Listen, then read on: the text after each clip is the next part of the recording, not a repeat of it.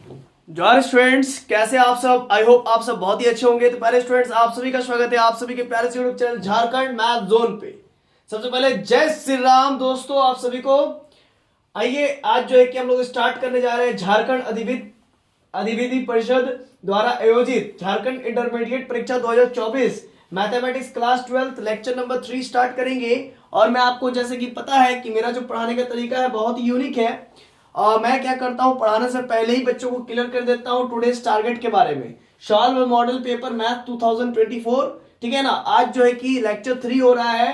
Question number 21 to question number 30 तक आज हम लोग आप सभी के साथ डील करेंगे। इससे पहले क्वेश्चन नंबर 1 से लेकर के क्वेश्चन नंबर 10 तक पहला लेक्चर था। फिर क्वेश्चन नंबर 11 से लेकर के क्वेश्चन नंबर 20 तक दूसरा लेक्चर था।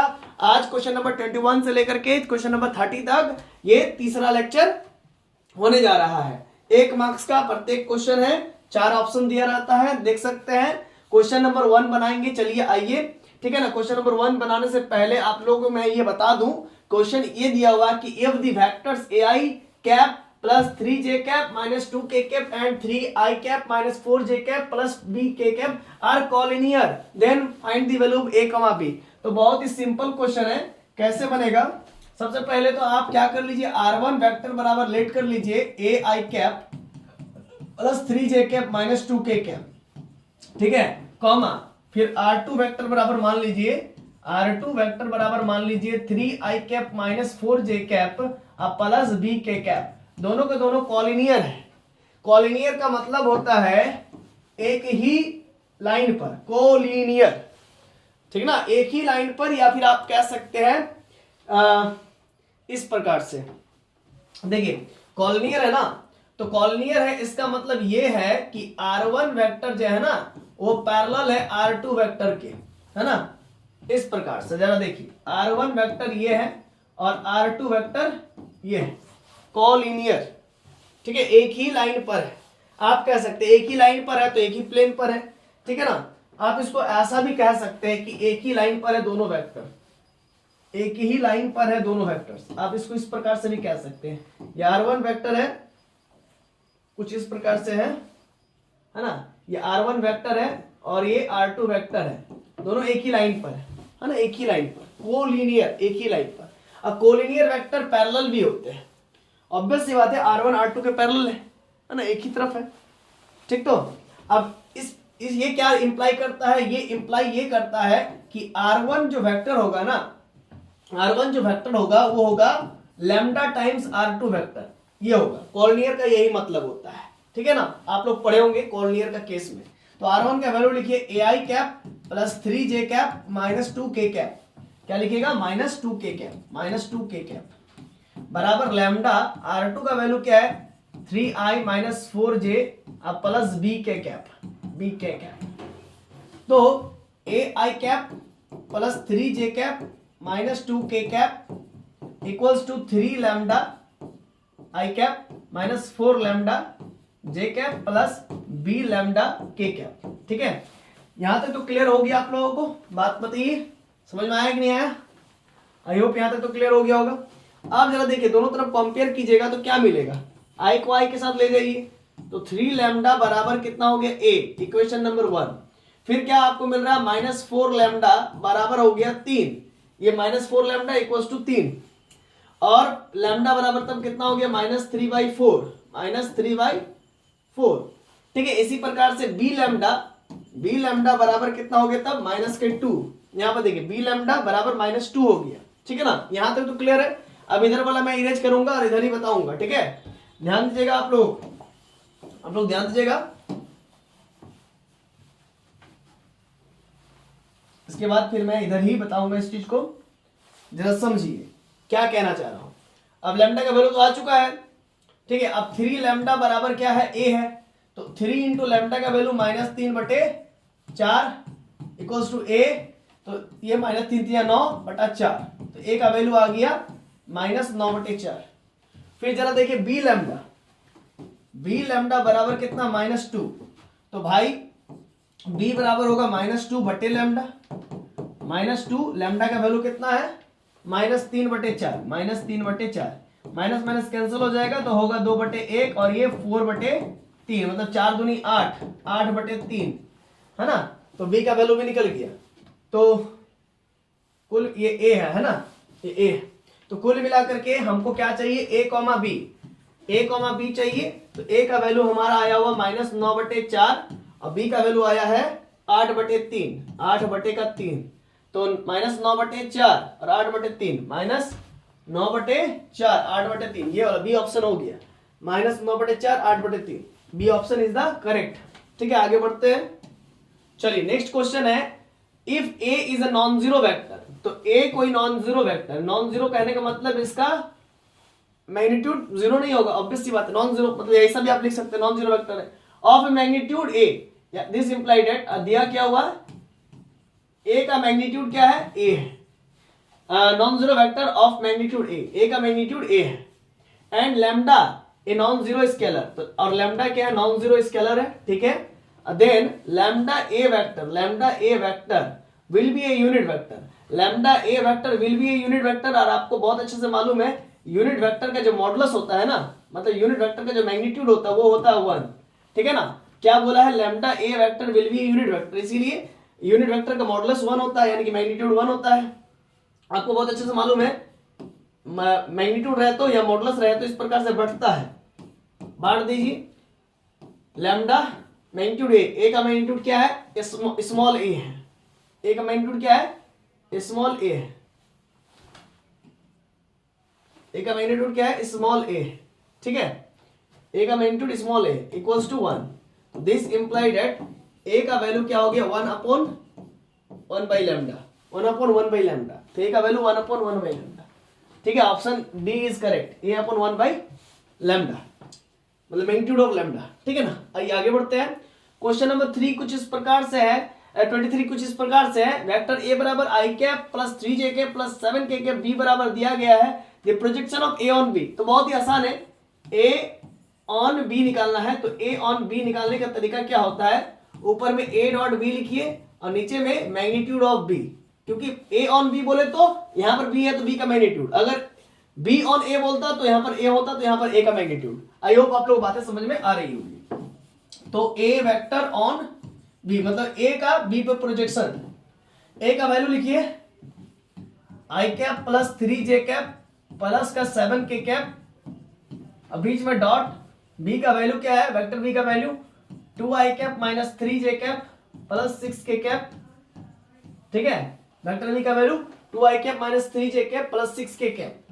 नीचे में बी का मैग्नीट्यूड, बी का वेक्टर का जो भी है वैल्यू उसका मैग्नीट्यूड लिखिए। ठीक है, बी का मैग्नीट्यूड यानी कि 2 का स्क्वायर प्लस माइनस 3 का स्क्वायर प्लस 6 का स्क्वायर, है ना, 2 का स्क्वायर माइनस 3 का स्क्वायर प्लस 6 का स्क्वायर। अब देखिए आई कैप इंटू 2 तो 2 हो गया, और 3 इंटू 3 माइनस 3 9 और 7 इंटू 6 7 6 42, और नीचे कितना हो जाएगा, नीचे जो 2 का स्क्वायर 4 अब प्लस 3 का स्क्वायर 9 और 6 का स्क्वायर 36। ठीक है ना, मैंने क्या कहा, आई 1 इंटू 2 2 और 3 into 3 minus 9, 7 into 6 7 6 42 equals to आपका हो जाएगा 42 और 2 44 माइनस का 9 और बटे 36 और 4 40 और 9 49 49। ऊपर में कितना हो जाए घटा करके 44 में से 9 गया तो 4 5 6 7 8 9 5 और इसमें 3 तो 35 और 49 का स्क्वायर रूट निकलता है 7 7 5 35 तो 5 निकलेगा। तो जरा देखिए बी नंबर ऑप्शन हो जाएगा। ठीक है ना, ये भी क्लियर। आगे बढ़ते हैं। नेक्स्ट क्वेश्चन 24 नंबर आ रहा है, कहता है कि the direction ratios of two lines are. मान लीजिए ये एक लाइन है, ये एक लाइन है, इसका डायरेक्शन रेशियोज ए कॉमा बी कॉमा सी है। ये एक लाइन है, ये एक लाइन है, इसका डायरेक्शन रेशियो क्या है, ए बी सी है, इसका डायरेक्शन रेशियोज दिया हुआ है। And B minus C, C minus A minus B respectively, the angle between this lines. और एक ये लाइन है और एक ये लाइन है, देखिए एक ये लाइन है, इस लाइन का डायरेक्शन रेशियोज कितना दिया हुआ, B minus C, C minus A, और क्या दिया हुआ, ए माइनस बी रिस्पेक्टिवली क्रमागत। एक B minus C, C minus A और ए माइनस बी दिया हुआ है respectively. Then the angle between them these two lines. तो एंगल निकालना है यानी कि थीटा का वैल्यू चाहिए। ठीक है ना, और आपको बहुत अच्छे से मालूम होगा कि एंगल निकालने का वैल्यू तरीका क्या होता है। यदि दो लाइंस के बीच का एंगल निकालना है ना, यदि दो लाइंस का डायरेक्शन रेशियोज दिया रहे तो उसके बीच का एंगल निकालने का तरीका क्या होता है। cos थीटा बराबर होता है a1 a2 plus b1 b2 plus c1 c2 और नीचे में क्या हो जाएगा a1 का स्क्वायर प्लस b1 का स्क्वायर प्लस c1 का स्क्वायर और फिर क्या होगा a2 का स्क्वायर प्लस b2 का स्क्वायर प्लस c2 का स्क्वायर। ठीक है, इतना तो जान रहे हैं आप। अब देखिए cos थीटा बराबर तब क्या हो जाएगा a1 a2। देखिए बात को समझिएगा, ये जो है आपका ना, ये है a1, ये है b1 और ये है आपका c1। और ये इस चीज को जरा समझिएगा, ये आपका है a2, ये आपका है b2, ये आपका है c2। ठीक ना, क्लियर है। तो a1 इंटू a2 करना है, यानी कि a गुने b माइनस c, ठीक है, प्लस b1 तो भाई क्या है b1 b है, तो b गुने b1 b2 यानी कि c minus a plus c1 क्या है, c है, c1 इंटू c2 क्या है a माइनस b है। ठीक, नीचे देखिएगा क्या होगा a1 का स्क्वायर, इस पूरे का कीजिए a square plus b square plus c square, a square plus b square plus c square. I hope आप लोगों को बातें समझ में आ रही होंगी। ठीक है, आगे बढ़ते हैं। ठीक है, अब जरा देखिएगा फिर a2 का स्क्वायर b2 का स्क्वायर, तो a2 का स्क्वायर b2 का स्क्वायर c2 का स्क्वायर मतलब b माइनस c का square plus c minus a का square plus a minus b का स्क्वायर। ठीक है, क्लियर है इतना। अब जरा देखिएगा, इसको यहां पर बनेगा नहीं, नेक्स्ट स्टेप में ही बनेगा, नेक्स्ट पार्ट में ही बनेगा, स्लाइड में। देख cos थीटा बराबर क्या आ जाएगा, जरा समझिएगा। cos थीटा का जो वैल्यू है वो क्या आ जाएगा, नीचे में तो as it is A square plus B square plus C square. ठीक है, और इधर b माइनस सी का स्क्वायर आया था, और क्या आया था b माइनस सी का स्क्वायर सी माइनस ए का स्क्वायर प्लस सी माइनस ए का स्क्वायर और प्लस ए माइनस बी का स्क्वायर। ठीक है, a माइनस बी का स्क्वायर, a माइनस बी का स्क्वायर, c माइनस ए का स्क्वायर। ठीक है, आगे क्या है जरा देखिए, तो आगे क्या है a into b minus c, a into b minus c, a into b minus c plus b into c minus a, b into c minus a plus c into a minus b, c into a minus b. इसके बाद जरा देखिए आगे क्या होगा, cos theta बराबर हो जाएगा ये आपका a b minus a c plus b c minus a b plus c a minus c b. और नीचे आपका रहेगा a square plus B square plus C square. ठीक है, और फिर क्या हो जाएगा बी माइनस सी का स्क्वायर प्लस सी माइनस ए का होल स्क्वायर प्लस ए माइनस बी का होल स्क्वायर। ठीक है, अब जरा बात को समझिएगा, ए बी से ए बी कट गया, ए सी से ए सी कट गया, यानी कि सी ए कट गया, बी सी से बी सी कट गया, तो ऊपर में क्या हो जाएगा 0 और नीचे में कुछ भी रहेगा, उससे हमको मतलब नहीं। नीचे में समथिंग कुछ भी रहेगा, हमको इससे कोई मतलब नहीं है। ठीक है, लेकिन ऊपर तो 0 आ गया ना, तो 0 डिवाइडेड बाय समथिंग क्या होगा 0 ही होगा। cos थीटा बराबर 0 हो गया, तो cos थीटा का मान 0 कब होता है, तो cos 90 पर होता है, cos पाई बाय 2 पर। तो अब cos से cos मर गया और बचा क्या, थीटा इक्वल्स टू क्या बच गया, थीटा का वैल्यू आपका पाई बाय 2 आ गया, मतलब 90 डिग्री आ गया। तो ऑप्शन नंबर क्या हो जाएगा पाई बाय 2, यानी कि बी नंबर हो जाएगा। B number option is the correct option. चलिए हम लोग आगे मूव कर जाते हैं क्वेश्चन नंबर 25। क्वेश्चन नंबर 25 पर देखिए कहता है कि if a1 b1 c1 and a2 b2 c2 be the direction ratios.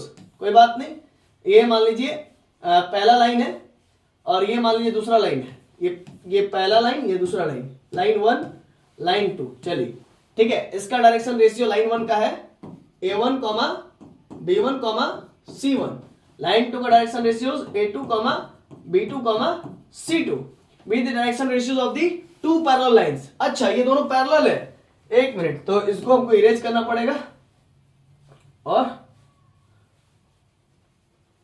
फिर आगे बहुत अच्छे से करना पड़ेगा। पैरेलल लाइन से, दोनों पैरेलल से, थोड़ा सा अच्छा से बनाना पड़ेगा तब। देखिए हालांकि ऑब्जेक्टिव आएगा लेकिन तो भी आप समझ लीजिए बढ़िया से। ये लाइन है और ये लाइन है, दोनों पैरेलल है, ठीक है। ये लाइन 1, ये लाइन 2, इसका डायरेक्शन रेशियोज है A1, B1, C1, इसका है A2, B2, C2। Direction ratios है दोनों का। Be the direction ratios of two parallel lines, ये दोनों पैरेलल लाइंस है और पैरेलल लाइंस का डायरेक्शन रेशियोज दिया रहे और पैरेलल लाइंस है तो उस केस में ये वाला केस संतुष्ट होता है। यानी कि A1/A2 मतलब दो डायरेक्शन रेशियोज का प्रोपोर्शन इक्वल्स होता है। A1/A2, B1/B2, C1/C2, ये होगा ऑप्शन नंबर बी होगा, बाकी कुछ नहीं होगा, ठीक है ना। ऑब्वियस सी बात है, अगर मान के चलिए A1 और A2 बराबर हो जाए फिर दिक्कत हो जाएगा ना, दोनों लाइंस एक ही हो जाएगा, फिर पैरेलल काहे का, इसलिए बी नंबर होगा, है ना। और बाकी बात इधर कोई मायने नहीं रखता इधर, है ना। बी नंबर ऑप्शन क्यों होगा, क्योंकि पैरेलल लाइंस है, उनके डायरेक्शन रेशियोज है, तो यही कंडीशन होता है पैरेलल लाइंस का डायरेक्शन रेशियोज का। A1/A2, B1/B2 आपस में प्रोपोर्शन होता है, चलिए 26 नंबर क्या है, क्वेश्चन समझेंगे। थोड़ा लेंदी है इसीलिए मैंने बहुत सारी चीजों का इंफॉर्मेशन आप लोगों के लिए लिख के रखा है।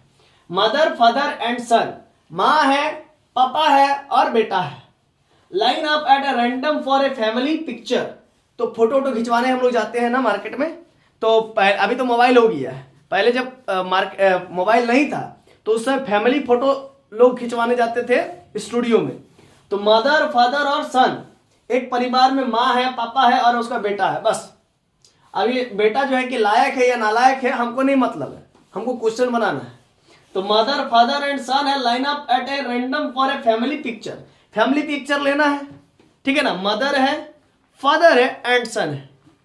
If E such that sun on one and, तो बोलता है कि मान लीजिए फोटो खिंचाएंगे तो क्या होगा, पहले माँ को रखेंगे फिर पापा को फिर बेटा को, या फिर ऐसा भी तो हो सकता है कि पहले बेटा को रख दे फिर पापा को रखे फिर माँ को रखे, या फिर ऐसा भी तो हो सकता है बेटा को बीच में, माँ इधर और पापा इधर। तो ऐसे बहुत सारे केसेस बन सकते हैं। तो वही कह रहा है कि E such that sun on one and, तो ई मतलब ई किसका प्रोबेबिलिटी को दर्शा रहा है कि बेटा फोटो खिंचाने के समय किनारे रहे, यानी कि ई छोटो में रहे या फिर ई छोटो में रहे, कोई दो में से कोई एक छोटो में रहे, तो उसका क्या प्रोबेबिलिटी होगा, मतलब छोर में रहे। F father in middle, father बीच में हो, इसका क्या प्रोबेबिलिटी है। चलिए इसको हम लोग करेंगे और निकालना PE/F। तो देखिए सैंपल स्पेस क्या होगा, फोटो जब खिंचवाने जाएंगे तो हो सकता है कि मदर, फादर, सन, यानी कि मदर साइड में रहे, फादर बीच में रहे, सन किनारे रहे, या फिर ऐसा भी हो सकता है मदर लेफ्ट में रहे और फिर सन बीच में रहे, फादर ऐसा रहे, फिर सन मदर फादर इस प्रकार सजा सकते हैं, सन फादर मदर ऐसे भी सज सकता है, फादर सन मदर ऐसे भी सज सकता है, फादर मदर सन ऐसे भी सज सकता है। ई बराबर क्या, event of getting sun on one and, मतलब ऐसा इवेंट जिसमें बेटा एक तरफ हो जाए, एक छोर में हो जाए। तो इसमें क्या है, बेटा एक छोर में, मदर फादर सन एक छोर में, ये वाला हो जाएगा। अच्छा यहाँ पर बेटा है, बेटा बीच में, ये वाला नहीं लेंगे, फिर ये वाला नहीं लेंगे, MSF नहीं लेंगे, मदर सन फादर नहीं लेंगे, है ना। बेटा साइड में होना चाहिए तो ये वाला लेंगे SMF, सन मदर फादर। फिर ये वाला ले सकते हैं सन फादर मदर, और ये वाला ले सकते हैं, ये वाला ये नहीं लेंगे, सन बीच में है ना, ये वाला लेंगे फादर मदर सन, ठीक है। क्लियर है कॉन्सेप्ट, मतलब बेटा एक किनारे होना चाहिए, या तो इस किनारे या तो इस किनारे रहो, ठीक है ना। वो वाला इवेंट हो गया। F बराबर event of getting father in middle, father बीच में हो, उसका क्या इवेंट होगा, तो देखिए केटो इवेंट होगा। देखिए फादर एक बार यहां पर बीच में हो रहा है और एक बार यहां पर बीच में हो रहा है, तो ये और ये ले लेंगे, फादर मदर सन और सन फादर मदर, ठीक है। ये दो इवेंट हो रहा है जहां पर पिताजी बीच में है, ठीक है ना।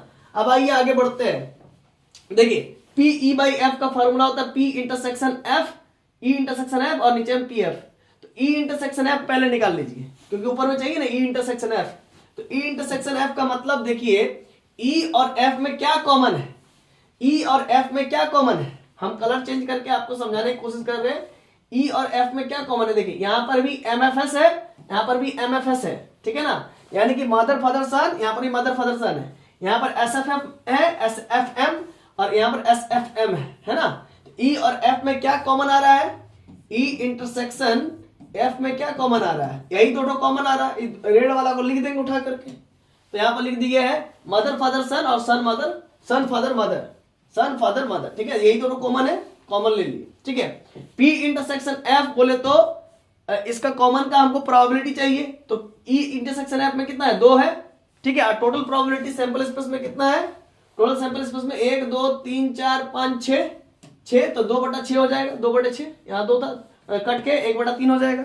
फिर PF क्या हो जाएगा, PF बोले तो F मतलब event of getting father in middle, father बीच में होगा, इसका क्या प्रोबेबिलिटी होगा, है ना। तो ये 2 है, तो 2/6, टोटल सैंपल स्पेस 6, तो 2/6 यानी कि 1/3 यानी कि 0.33 समथिंग चांस है, यानी कि 0.3% का चांस है।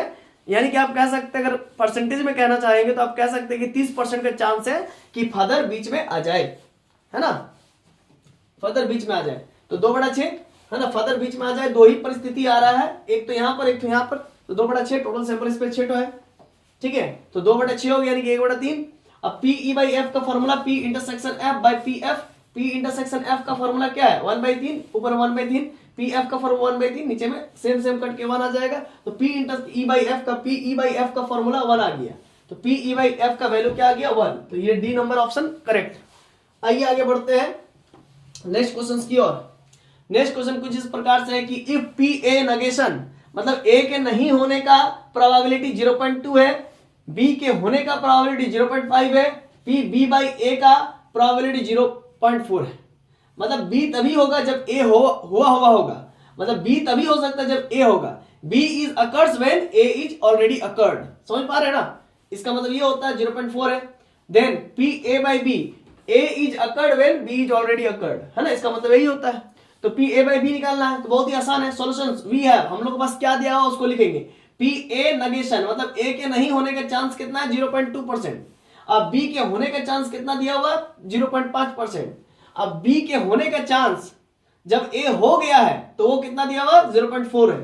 देन हमको क्या निकालना, PA/B मतलब A के होने का क्या प्रोबेबिलिटी है जब B ऑलरेडी हो गया होगा, तो ये निकालना है। तो PA निकालने का फॉर्मूला क्या होता है, 1 - PA का नेगेशन, तो 1 - PA का नेगेशन कितना है, 0.2, घटा देंगे तो 0.8 आएगा, 1 में 0.2 घटाएंगे तो 0.8 आएगा।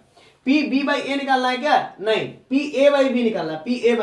लेकिन PB/A का फॉर्मूला क्या होता है, PA इंटरसेक्शन B/PA। तो PB/A का फॉर्मूला क्या दिया हुआ, PB/A का फॉर्मूला दिया हुआ, मतलब PB/A का वैल्यू दिया 0.4, PA इंटरसेक्शन B हो गया, PA का वैल्यू आया है 0.8, रख देंगे, इसको मल्टीप्लाई कर देंगे 0.4 इंटू 0.8, तो PA इंटरसेक्शन B का वैल्यू कितना आ गया, 0.32। 0.4 को जब 0.8 से मल्टीप्लाई करेंगे तो 8 चौक 32, तो 0.32 आ जाएगा, ठीक है ना। तो PA इंटरसेक्शन B का फॉर्मूला आपको निकल गया। आप कहोगे PA इंटरसेक्शन B का फॉर्मूला निकालने के लिए नहीं कहा गया था सर, हम लोग को PA/B का फॉर्मूला निकालने के लिए कहा गया था, इसका वैल्यू निकालने के लिए कहा गया था। हम बोले थोड़ा ध्यान रखो, आगे देखो। PA/B का फॉर्मूला होता है PA इंटरसेक्शन B/PB, तो PA इंटरसेक्शन B का वैल्यू अभी लाया है 0.32, ठीक है ना, और PB का वैल्यू आया हुआ है, दिया हुआ है 0.5।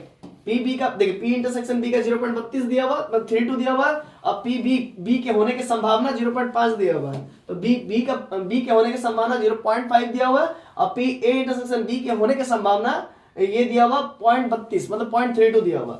जब अच्छा, इसको जब डिवाइड किया तो 0.64 आएगा। आइए दिखा देते डिवाइड करके। देखिए बच्चों, हम 0.32 ले रहे हैं, 0.32 ले रहे हैं, नीचे में 0.5 ले रहे हैं। हम ऊपर में क्या करेंगे, पॉइंट हटाने के लिए ऊपर में 10 मल्टीप्लाई करेंगे, ये पॉइंट हट जाएगा। अच्छा, ये पॉइंट हटाने के लिए, तो पॉइंट के बाद 2 संख्या है, तो नीचे में 100 से मल्टीप्लाई करेंगे। ये 0 से ये 0 मर गया, तो ऊपर में क्या बचा, 32, और नीचे में 5 गुने 10। तो देखिए अब 2 पंजे 10 और 2 16 जब 32, ठीक है, ये हो गया 16 बटे 5 5 25। जब आप इसको डिवाइड करेंगे, है ना, जब हम एक बार कैलकुलेटर, अभी समय नहीं है उतना कि डिवाइड करना संभव है, आप लोग एक बार लाइन पे ही रहिएगा। हाँ, तो यहाँ पर हम बताना जो चाह रहे हैं, कैलकुलेटर के माध्यम से हम करके देख लेते हैं यहाँ क्या आएगा, ठीक है ना। यहाँ पर है 16 डिवाइड, आप लोग करके देख सकते हैं, ठीक है ना, 25, ये आपका आ जाएगा 0.64, कितना आ जाएगा, 0.64 क्या आ जाएगा, 0.64 आ जाएगा, ये आपका आ जाएगा। तो 0.64 बोले तो ये वाला आपका हो जाएगा, बी नंबर ऑप्शन, ठीक है। आई होप आप लोग क्लियर हो रहा होगा। चलिए फिर आगे बढ़ते हैं, 27 हो गया, 28 बनाते हैं। आइए ए स्पीक्स, क्या क्वेश्चन क्या कहता है, if A speaks truth in 75%, कोई एक आदमी है उसका नाम है ए और वो 75% सच बोलता है, यानी कि 25% झूठ बोलता होगा। केसेस एंड मतलब 75% केस में वो, मतलब 75% वो सच बोलता है, ठीक है, 75% केस वो सच बोलता है और 25% केस में वो झूठ बोलता है। बी स्पीक्स ट्रुथ, अच्छा दो आदमी है यहां पर, पहला आदमी का नाम ए है जो कि 75% सच बोलता है ना, और बी दूसरा आदमी है जो कि 80% सच बोलता है, इसके मुकाबले 5% ज्यादा सच बोलता है और 20% झूठ बोलता है। Then what is the probability that they contradict each other in a statement. देखिए इन दोनों के स्टेटमेंट में क्या कहना चाह रहा है, एक आदमी ए है एक आदमी बी है, ए जो है कि 75% सच बोलता है, बी जो है कि 80% सच बोलता है, तो ये दोनों का स्टेटमेंट कब कॉन्ट्राडिक्ट करेगा उसका प्रोबेबिलिटी क्या होगा, मतलब नहीं समझे। मान लीजिए ए 75% सच बोलता है और बी 80% सच बोलता है, तो दोनों तो सच बोल ही रहा है, लेकिन ऐसा हो जाए कि ये सच बोले ए और बी झूठ बोले, तो उसका क्या कंट्राडिक्शन आएगा, क्योंकि दोनों तो सत्यवादी हरिश्चंद्र तो नहीं है, बात को समझिएगा, दोनों तो एकदम सच बोलता है ऐसा तो है नहीं। ए मान लीजिए 75% सच बोलता है ना, और बी जो है कि 80% सच बोलता है, ठीक है, तो इसका मतलब ये 20% झूठ बोलता है, ये 25% झूठ बोलता है। तो अगर वही बोल रहा है कि ऐसा कब होगा जब दोनों एक दूसरे की स्टेटमेंट में कंट्राडिक्ट कर जाए, मतलब जब ए सच बोल रहा होगा उस समय बी झूठ बोल रहा होगा, इसके होने की, इस सिचुएशन की होने की संभावना कितनी होगी ये हमको निकाल के देना है। हमको ये कहना है, मेरा ये कहना, क्वेश्चन का ये कहना है कि अगर ए सच बोलता है 75%, बी अगर 80% सच बोलता है, तो दोनों मतलब झूठ तो बोलता ही है, तो ऐसा कब होगा जब ए सच बोलेगा और बी झूठ बोलेगा, और बी सच बोलेगा ए झूठ बोलेगा, इस सिचुएशन की होने की संभावना कितनी है वो आपको निकाल के दिखाना पड़ेगा। आई होप मेरी बातों को आप समझ पा रहे हैं। दोनों सच बोलेगा हमेशा हर एक सिचुएशन में, ये जरूरी नहीं है ना, क्योंकि दोनों का दोनों हरिश्चंद्र तो है नहीं, है ना, यहां पर फुल्ली हरिश्चंद्र कोई नहीं है, ये 75% हरिश्चंद्र है या 80% हरिश्चंद्र है, क्योंकि हरिश्चंद्र कभी झूठ नहीं बोलते थे, आपको मालूम होगा, बहुत बड़े राजा थे, ठीक, तो एकदम सत्यवादी थे, एकदम सत्यवादी, कभी झूठ नहीं बोलते थे। तो आज के डेट में इस कलयुगी जमाना में इतना हरिश्चंद्र कौन मिलेगा, कोई नहीं है, ठीक है ना।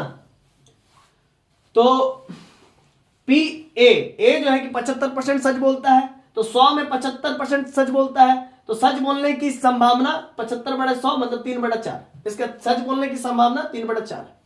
अच्छा बी जो है कि 80% सच बोलता है, तो 80/100 मतलब 100 में 80% सच बोलता है, तो इसकी प्रोबेबिलिटी, बी के सच बोलने की प्रोबेबिलिटी 4/5। पी ए नेगेशन, देखिए एक बात आपको मालूम होगा, ए का प्रोबेबिलिटी होना और ए का प्रोबेबिलिटी का नहीं होना बराबर 1 होता है, मालूम है ना। इसी फॉर्मूला का इस्तेमाल करते हुए लिखे कि पी ए का नहीं होना, ए के नहीं होने का प्रोबेबिलिटी 1 माइनस पी ए का होना, मतलब ए के नहीं होने का प्रोबेबिलिटी 1 माइनस ए के होने का प्रोबेबिलिटी होता है, ठीक है ना। चलिए आगे बढ़ते हैं। तो 1 माइनस ए के होने का प्रोबेबिलिटी कितना है, 3/4, तो इसको एलसीएम लेंगे तो 1/4 आएगा। अब बी के नहीं होने का प्रोबेबिलिटी 1 माइनस बी के होने का प्रोबेबिलिटी 1 माइनस बी के होने का प्रोबेबिलिटी 4/5, यानी कि एलसीएम लेंगे 5 - 4 यानी कि 1/5 बी के नहीं होने का प्रोबेबिलिटी।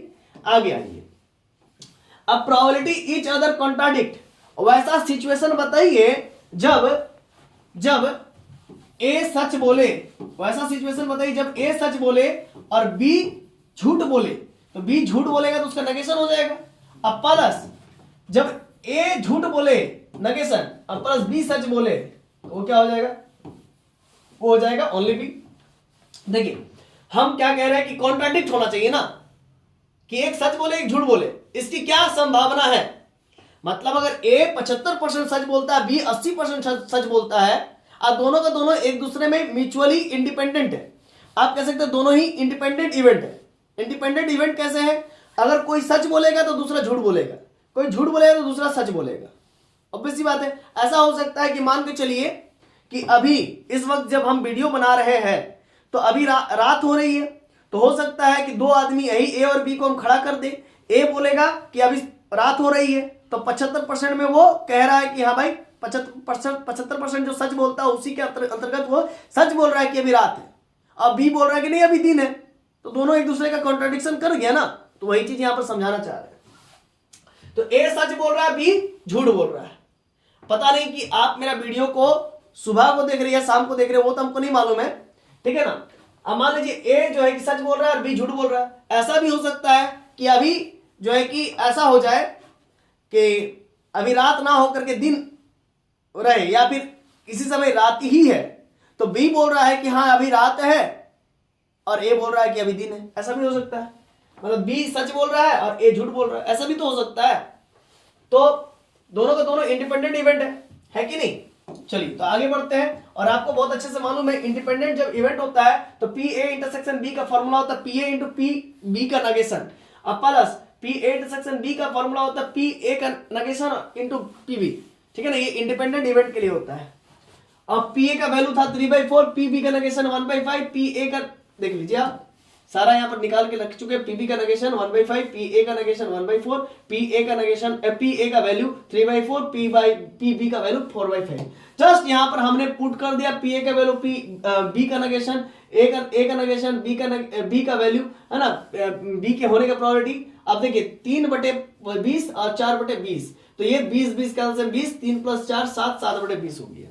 तो इस प्रकार से 7/20 हो गया, यानी कि 7/20, यानी कि आप कह सकते हैं इसको डिवाइड करके देखेंगे तो कितना आएगा। हालांकि आपको डिवाइड करके देखना नहीं है एग्जाम में, लेकिन हम तो भी करके देखना चाहेंगे। 7/20 यानी कि 0.35, मतलब इसको अगर 100 से मल्टीप्लाई कर देंगे तो कितना हो जाएगा 35%, है ना। 35% संभावना है कि दोनों एक दूसरे के साथ कॉन्ट्राडिक्ट कर जाए, कि 35% संभावना यह है कि ए झूठ बोल दे और बी सच बोल दे, या बी सच बोल दे ए झूठ बोल दे। 35% संभावना है कि दोनों एक दूसरे के साथ कॉन्ट्राडिक्ट कर जाए। हाँ, लेकिन ये भी, और 35% संभावना है कि दोनों एक दूसरे के साथ कॉन्ट्राडिक्ट कर जाए। लेकिन वही अगर देखें, अगर हम 35 से 100 को माइनस कर दे, 100 को माइनस कर दे,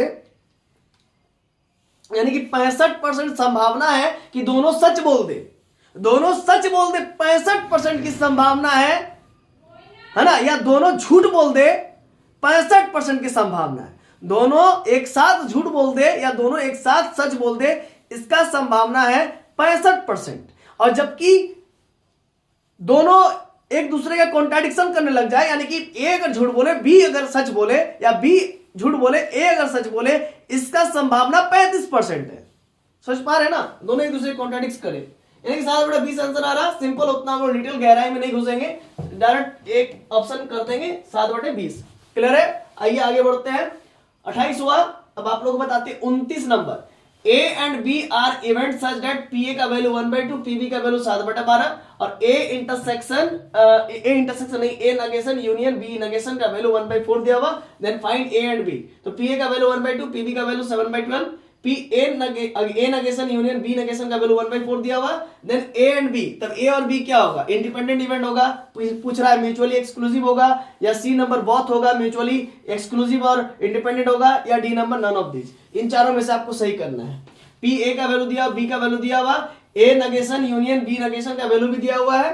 तो ए नेगेशन यूनियन बी नेगेशन को हम लोग ए इंटरसेक्शन बी का होल का नेगेशन लिखते हैं, इक्वल्स टू 1/4 दिया हुआ है। अब पी ए इंटरसेक्शन बी का नेगेशन, मतलब इन दोनों का इंटरसेक्शन का नहीं होने का मतलब क्या होता है, 1 माइनस इन दोनों का इंटरसेक्शन का होना, पी ए इंटरसेक्शन बी, तो बराबर 1/4। तो 1 माइनस 1/4, ये प्लस में था माइनस में चल गया, ये नेगेटिव में है तो इधर आ गया तो पॉजिटिव में, पी ए इंटरसेक्शन बी का होना। तो 1 माइनस 1/4 यानी कि 4 माइनस 1 यानी कि 3/4, यानी कि 4 माइनस 1/4 यानी कि 3/4। पी ए इंटरसेक्शन बी का वैल्यू निकल गया। अच्छा, the A and B are independent. अच्छा, ए और बी इंडिपेंडेंट कब होगा, ए और बी इंडिपेंडेंट तब होगा जब पी ए इंटरसेक्शन बी का value P A into P B आ जाए। चलिए चेक करके देख लेते हैं कि आया है कि नहीं। पी ए इंटरसेक्शन बी का वैल्यू क्या आया है, जरा देखिए तो। पी ए इंटरसेक्शन बी का वैल्यू क्या दिया हुआ है, पी ए इंटरसेक्शन बी का वैल्यू कितना दिया हुआ है पी ए इंटरसेक्शन बी का वैल्यू दिया हुआ है 3/4, पी ए इंटरसेक्शन बी का वैल्यू दिया हुआ है 3/4, है ना। पी ए इंटरसेक्शन बी का वैल्यू दिया हुआ है 3/4 दिया हुआ, ठीक है। अब चेक करते हैं पी ए का वैल्यू कितना दिया हुआ है, पी ए का वैल्यू कितना दिया हुआ है, पी ए का वैल्यू 1/2 और पीबी का वैल्यू 7/12, तो पी ए का वैल्यू 1/2 और पीबी का वैल्यू 7/12, तो 7 बटा कितना हो गया, 12 दूनी 24, इधर 3/4 आ रहा है, यहाँ पर 7/24 आ रहा है, तो दोनों का दोनों तो बराबर है नहीं, दोनों का दोनों तो बराबर है नहीं। अगर ये दोनों बराबर होता तो क्या कहते हैं, इंडिपेंडेंट इवेंट, तो फिर कहते कि दोनों का दोनों इंडिपेंडेंट इवेंट है, इन दोनों बराबर नहीं है तो इंडिपेंडेंट इवेंट नहीं कहेंगे। अच्छा, म्यूचुअली एक्सक्लूसिव इवेंट कब कहेंगे, ए और बी को म्यूचुअली एक्सक्लूसिव कब कहेंगे, जब ए और बी का इंटरसेक्शन 0 आ जाए। तो ए और बी का इंटरसेक्शन का वैल्यू तो हम लोग का क्या आया हुआ है, ए और बी का इंटरसेक्शन का वैल्यू क्या दिया हुआ है, 3/4 आया हुआ है ना, 3/4 दिया हुआ, 3/4 आया हुआ, पी ए इंटरसेक्शन बी का वैल्यू कितना आया हुआ, देखिए तो 3/4 आया हुआ, यानी कि 3/4 0 है नहीं, इसी वजह से म्यूचुअली एक्सक्लूसिव भी नहीं हुआ और आप देखें कि इंडिपेंडेंट भी नहीं हुआ। तो म्यूचुअली एक्सक्लूसिव नहीं, इंडिपेंडेंट इवेंट भी नहीं हुआ, ठीक है, म्यूचुअली एक्सक्लूसिव इवेंट भी नहीं हुआ। अच्छा, बोथ ए एंड बी तो होगा ही नहीं, जब ये भी नहीं ये भी नहीं है तो ये भी नहीं होगा, सी भी काट दीजिए, तो कौन सा ऑप्शन होगा, डी ऑप्शन होगा, नन ऑफ दिस, इनमें से कोई नहीं होगा। आइए आगे बढ़ते हैं, लास्ट क्वेश्चन की ओर हम लोग बढ़ते हैं।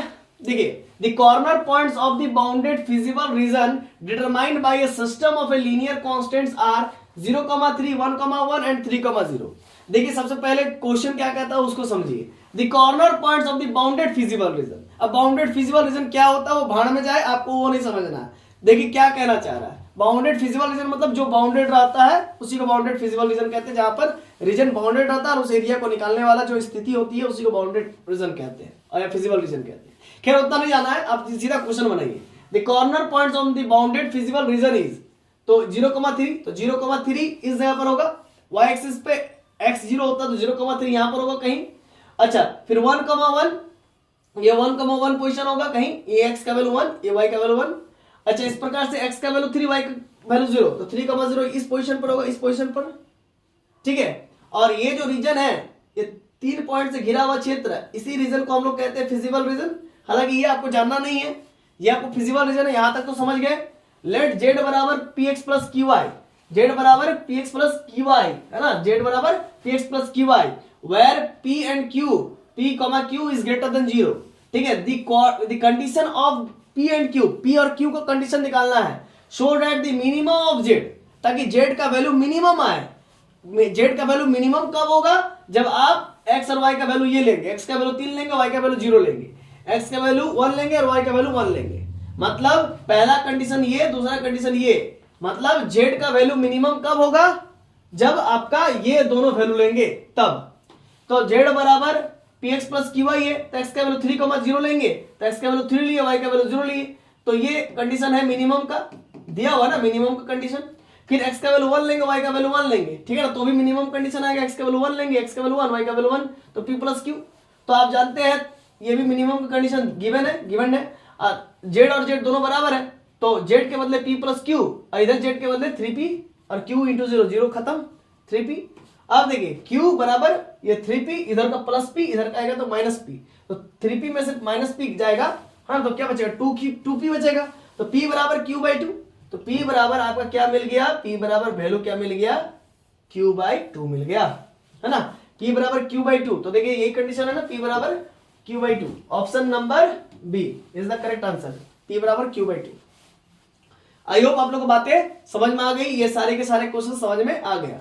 तो अगर आप लोग नए हैं तो वीडियो पे अगर नए हैं, चैनल पे नए हैं तो चैनल को सब्सक्राइब कर लीजिए, अपने दोस्तों के बीच शेयर कर दीजिए, और वीडियो पसंद आई होगी तो जमकर लाइक कीजिए और अपने दोस्तों के बीच भी शेयर कर दीजिए। इससे हम लोग का मनोबल बढ़ेगा और आप लोग भी हमारे साथ इसी प्रकार से जुड़े रहेंगे।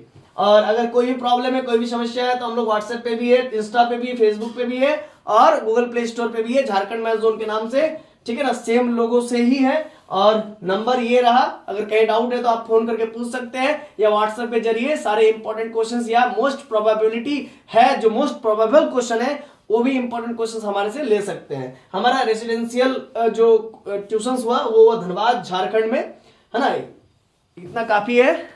चलिए आप लोगों का बहुत बहुत धन्यवाद, आप लोग अंत तक जुड़े रहे, है ना। आप लोगों का दिल के गहराई से फिर से एक बार अभिनंदन, वंदन और वंदन, धन्यवाद। और जाते जाते फिर से एक बार जय श्री राम, जय सिया राम, धन्यवाद।